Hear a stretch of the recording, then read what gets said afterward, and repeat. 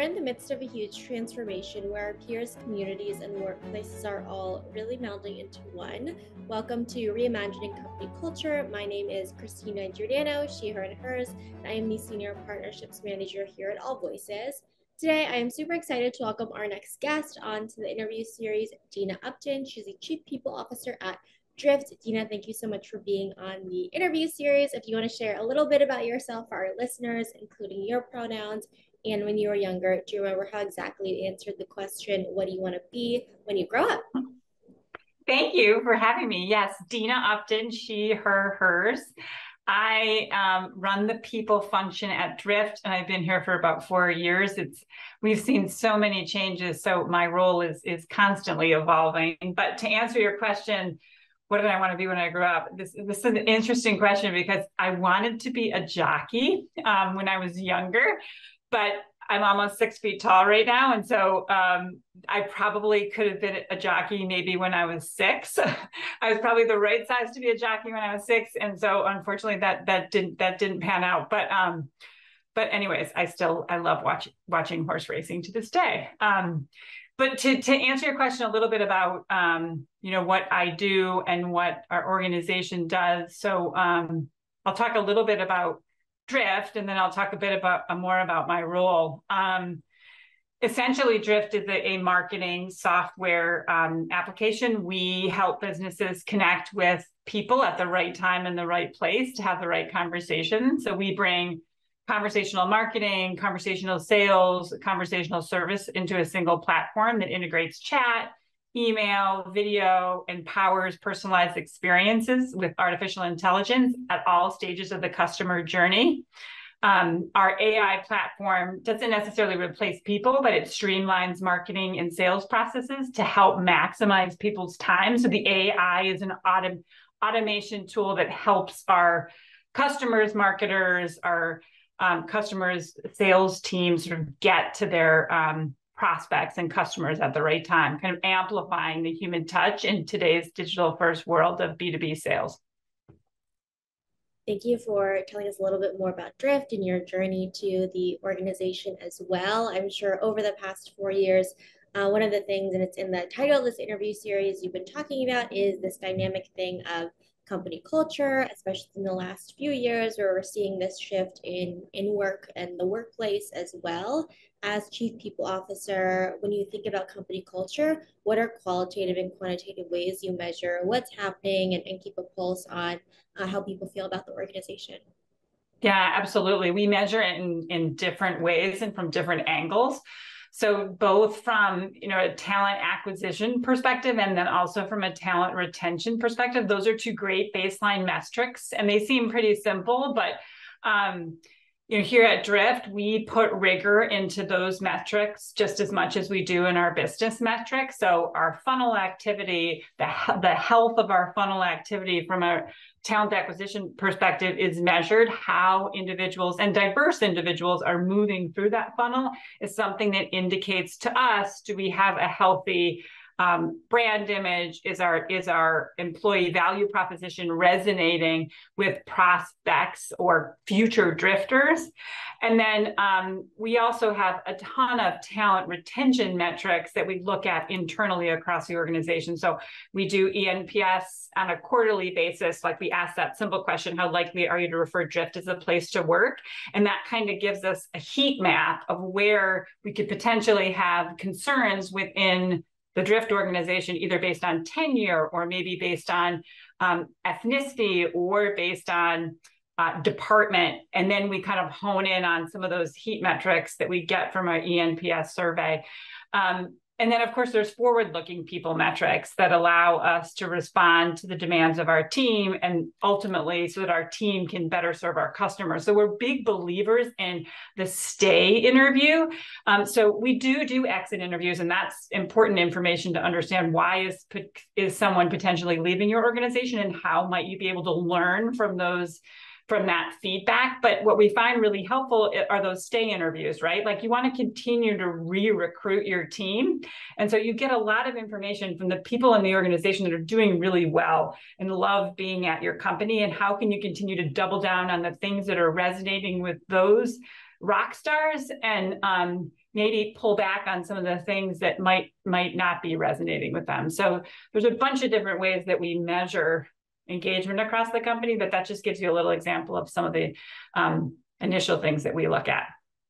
Yeah, I think that's really helpful to look at from a talent acquisition perspective to the entire employee experience through promotion and performance reviews. How is someone growing at the organization as well? And I like the phrase that you use in terms of re-recruiting your team, and really implementing those stay interviews to understand, before the exit interview as well. Why are people staying? How do you make those data-driven insights to make everyone's experience really better too? Another question we always get in terms of especially high growth organization is how are you thinking about scaling your company culture, especially as new people are going to continue to join the organization, more people are going to filter into different roles. How are you thinking about that drift? Yeah, absolutely. So you're right. Drift has grown a lot in recent years, both in terms of our customer acquisition as well as our employee acquisition. And that's affected our company culture. It really has. And there's a couple of things that we're in the process of doing, right? Like we like to make movie stars of our people. We leverage podcasts and other channels. Like we, so I talk to other people leaders and they will ask, aren't you scared if, you got people on on a podcast and you're marketing them and getting them out there, other organizations are going to snatch them up. Well, I hope that they do, right? Like I'm a big believer in this idea of tours of duty and not expecting drifters to stay at our organization forever. Like it's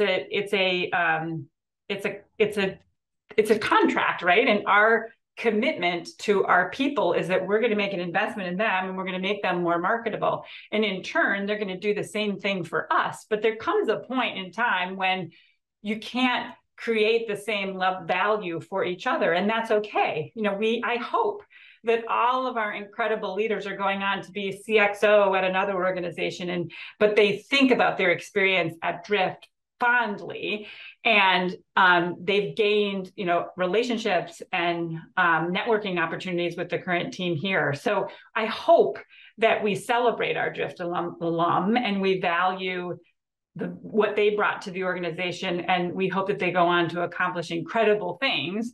And that's one of the things that's been really important to us is we've got drifters at all sorts of other organizations in their time. They think fondly on their time at Drift.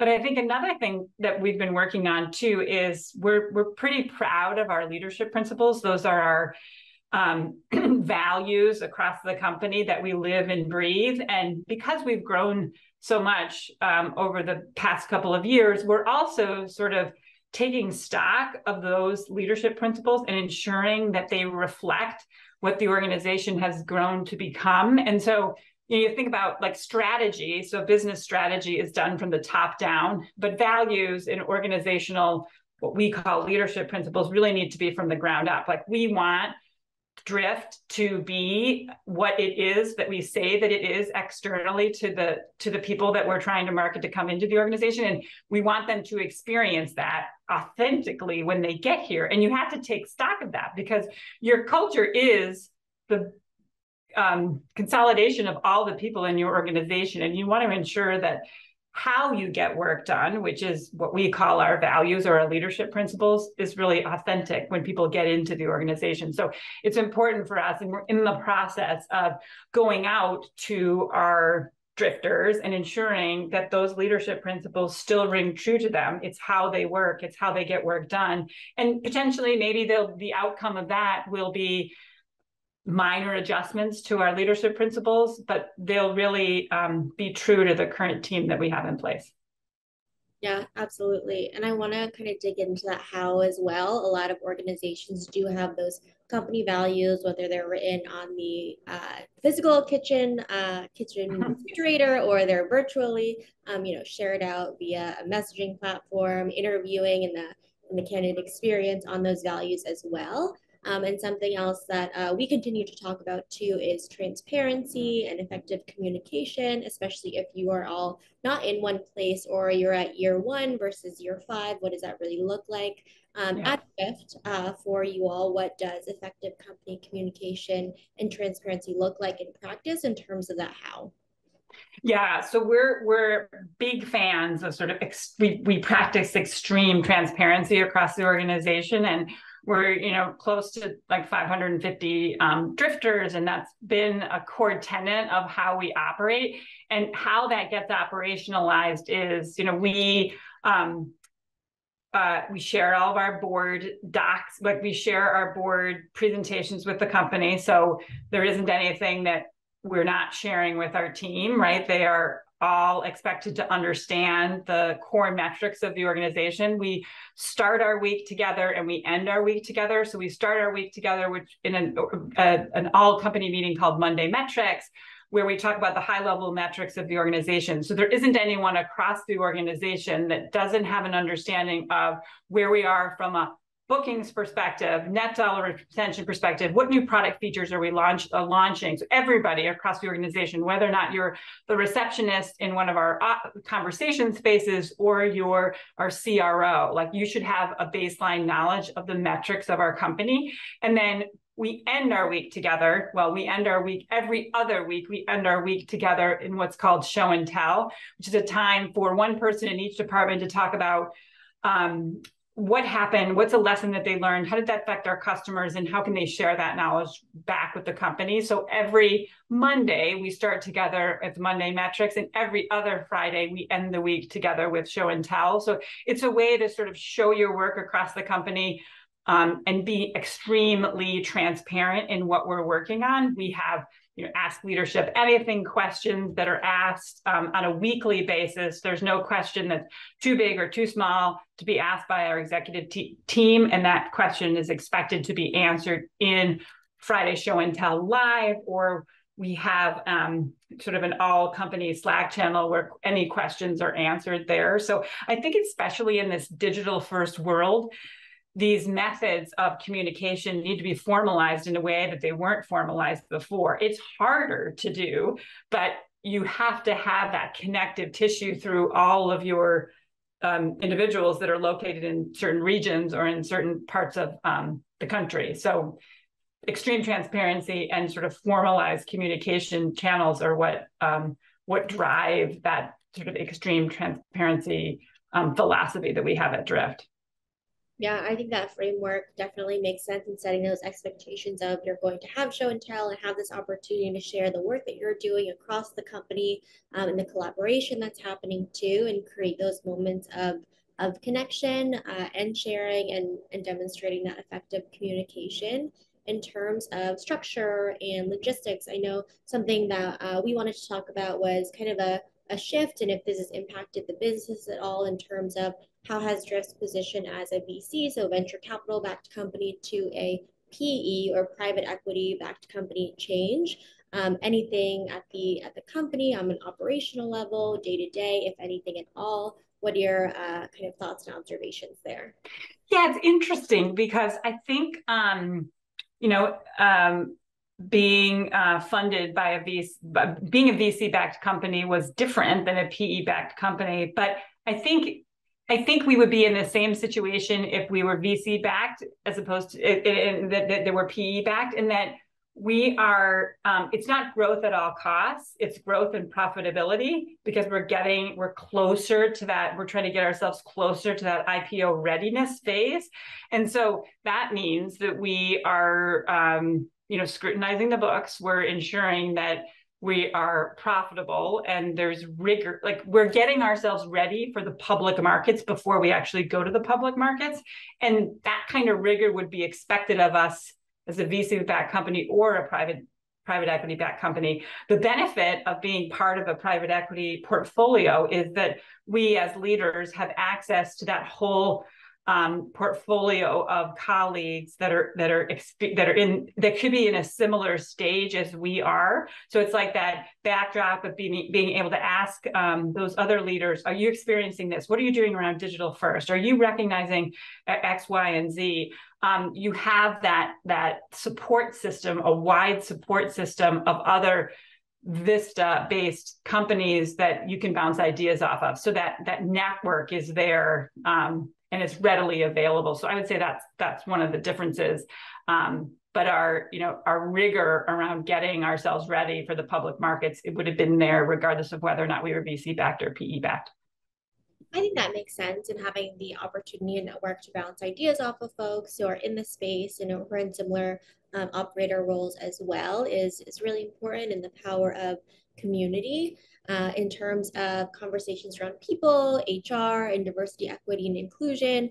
I know that more companies are talking about where they are in terms of their equity journey, just like every person, every company is at a different point and has different goals or spheres of influence for their DEI goals. How are you improving upon and constantly iterating on how you look at the progress of Drift and tracking your strategy towards diversity, equity, and inclusion, knowing that this is a continuous process? If you could share any examples.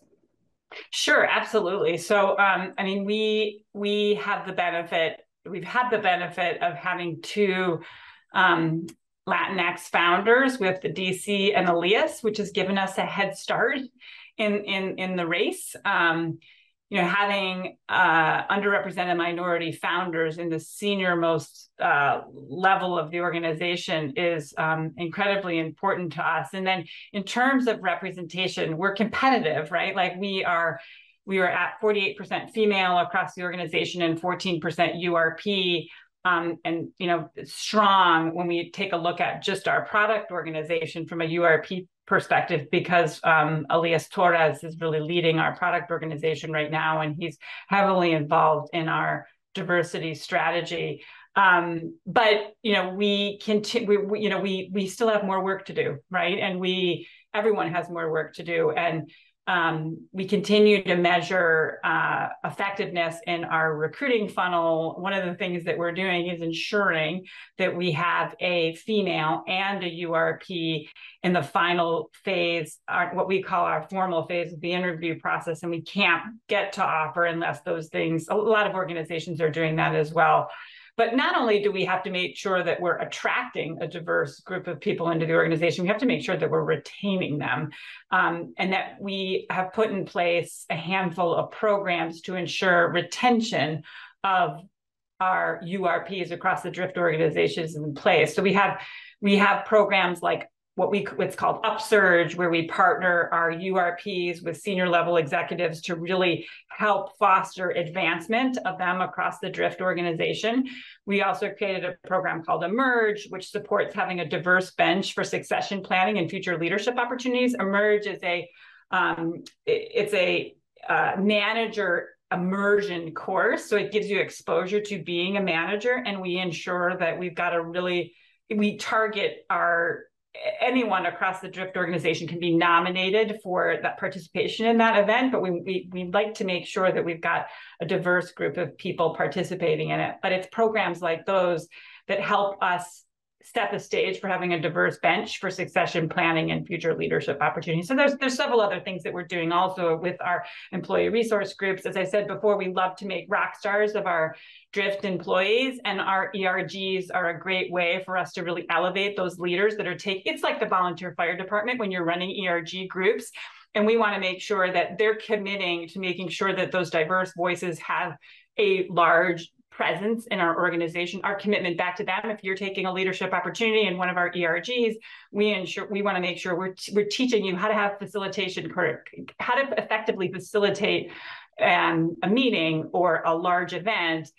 How do we make sure that you know how to negotiate salary? So there's several learning L&D opportunities that we're funneling into our ERGs to make sure that people that are taking the time to be in a leadership opportunity, we're making sure that we're investing in them and developing them as future leaders as well. So those are just some of the things. I can go on and talk about this because I love this topic, but that just gives you an idea of some of the things that we're doing around DE&I. I love that. I think that commitment is so important, especially from a holistic perspective, from talent attraction to retention, to really empowering and providing folks with that leadership as well. Just to make sure folks are listening, you mentioned the acronym URP. What does that stand for? Oh, underrepresented people. Sorry, I shouldn't. No, you're good. It's just, it's like, I know a lot of people use different terms, but for us, it's Latinx or Black because they have been, those groups of people have been heavily underrepresented. And so when I say URP, it's underrepresented people, but it's specifically focused on Latinx and Black to ensure that we're getting to that population, that we're retaining that population. So we're really sort of be hone in on that. Awesome. Thank you for clarifying as well. Always comes up in terms of different acronyms that folks use. So always want to ask as well. It sounds like you are doing a lot in terms of systems and processes. And we know that especially over the last few years since the pandemic started, consistently auditing the employee experience is so important as well. Can you tell me about how you've redesigned a system to be more equitable, whether it's a process, policy, or initiative recently? Yeah, one of the best changes that we made was deciding to go digital first and doing it boldly and doing it right away. It's different than hybrid in the sense that, we calling it digital first, we kind of put a flag in the sand, which means that we are majority of our time for our drifters is going to be spent at home, with offices functioning as a secondary conversational space that supports employee needs. We recognized that when we were talking about which path we wanted to go, that a hybrid model can create an inequitable experience for certain individuals, with remote individuals missing out on hallway conversations or impromptu meetings, or maybe that leader is like, okay, I'm going to give this to the person that's sitting right next to me. Where if you're really deliberate and intentional about being a digital first companies, you set the expectations and you differentiate that approach, right? It's subtle, but it's really important to say, regardless of where you are, regardless of location, you have an equal opportunity for advancement as someone else does. And so like that statement is really ingrained in our people managers and our leaders, especially when it comes to analyzing talent. It's all about outcomes and not face time. And yes, we have conversation spaces and people are going into offices and they're learning from other people within those offices, but your experience at Drift is always digital, and it's digital first, which requires a lot of intentionality and preparation to make sure that everyone in your team or in your department is experiencing Drift in the same way. So that's one of the things we really reinforced, because we saw everybody. You've worked for an organization that's been hybrid. We've been doing that for a long time. It's not new.